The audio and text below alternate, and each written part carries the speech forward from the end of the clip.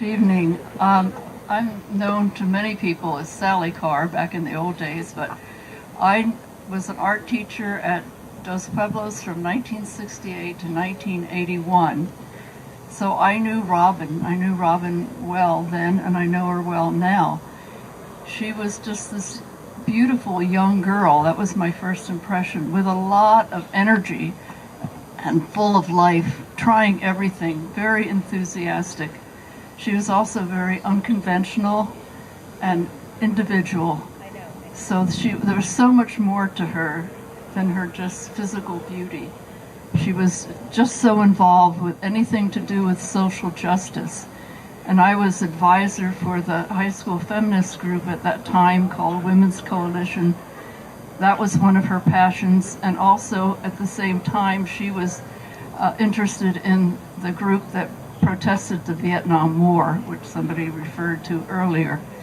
Well, Robin went on to become a midwife. She is a CNN Hero of the Year 5 years ago, and her interest in being a midwife was sparked by the fact that her younger sister, Christine, who was also my student, died unnecessarily during a third pregnancy, and she was just spurred on to come and do work. So she was in Hawaii initially and then moved to Bali about 25 years ago. I visited her there 4 years ago. She's carrying on this incredible work.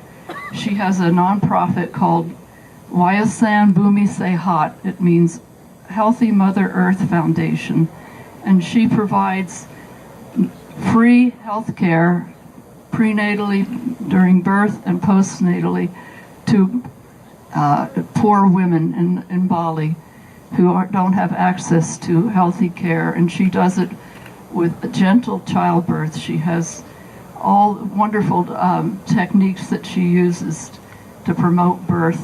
And she has also made a big difference internationally, teaching other midwives. And she's all over the world. She's been in, she started in Bali, then she was there on the spot when Aceh, and they had the tidal wave. She went there knowing that there'd be women who were close to delivering who needed help. She also went to Haiti, and she's been in the Philippines when they had a large typhoon. She's just always there and willing, and she keeps doing more and more. She turns 60 this year. She after she became CNN Hero of the Year, she acquired, I think it was $250,000. And just in the last 2 weeks, she has opened up a larger clinic in Bali, which was built with that money that she earned from being CNN Hero of the Year. So it's my pleasure to present this award to Sandy Coe, who's a dear friend going all the way back to high school days.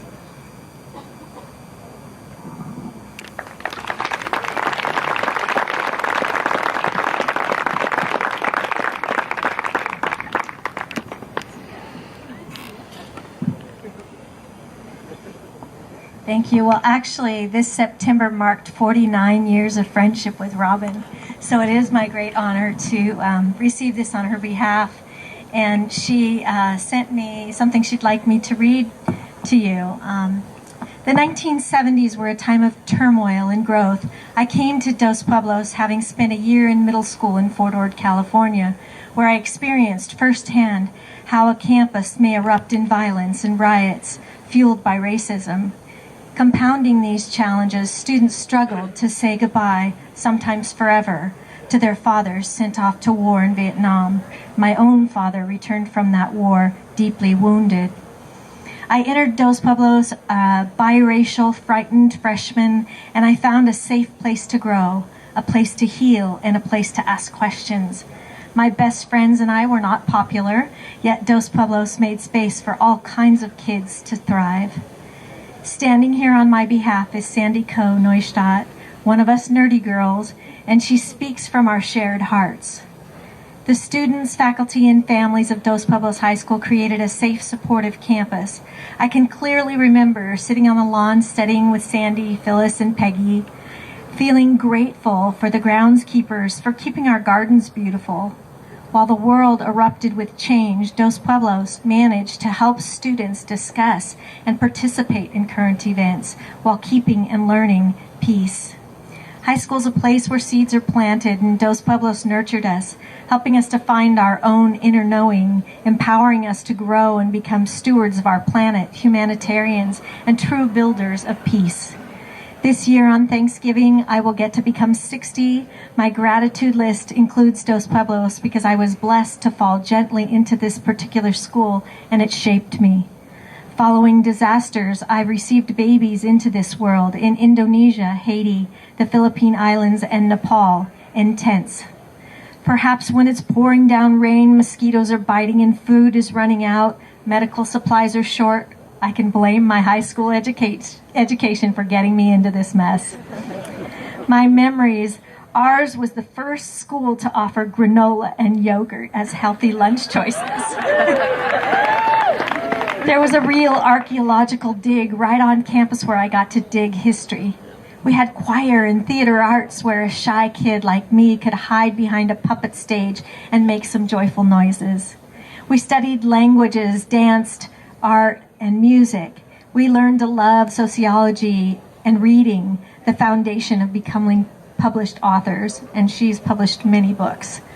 I remember football players who I judged as jocks pushing wheelchairs of special needs students so that they could make it to class on time, because in those days at Dos Pueblos, all students could avail themselves of a wonderful education on all parts of the campus. Family life education, Mr. Beckham, and the students sitting in circles got me excited about reproductive health. I became a midwife, and I'm now an activist for human rights in healthcare in the classroom. In that classroom. At DP, we learned to ask questions.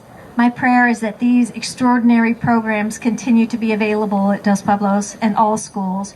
May we prioritize education and invest in our future. We learned in our classrooms at Dos Pueblos, but we also learned walking to school, during concerts and pep rallies, chess club and women's coalition meetings. We learned when poets and folk singers came to our school and we discussed philosophy in the lunch line.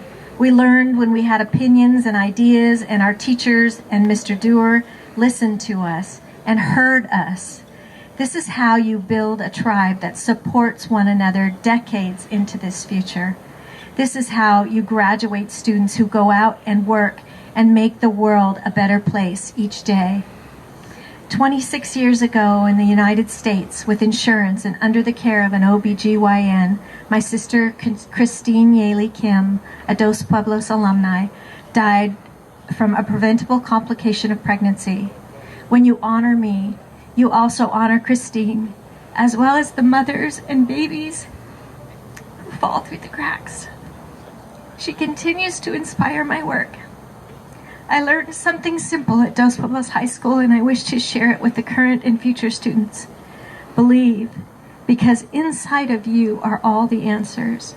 In gratitude, Ibu Robin Lim. Thank you.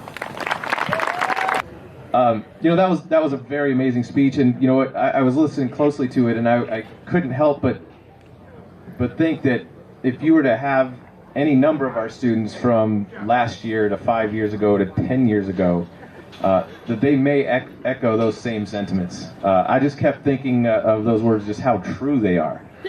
So it's just, again, I talked earlier about the legacy of DP, and I think the legacy that she just mentioned is one that's going to carry on forever.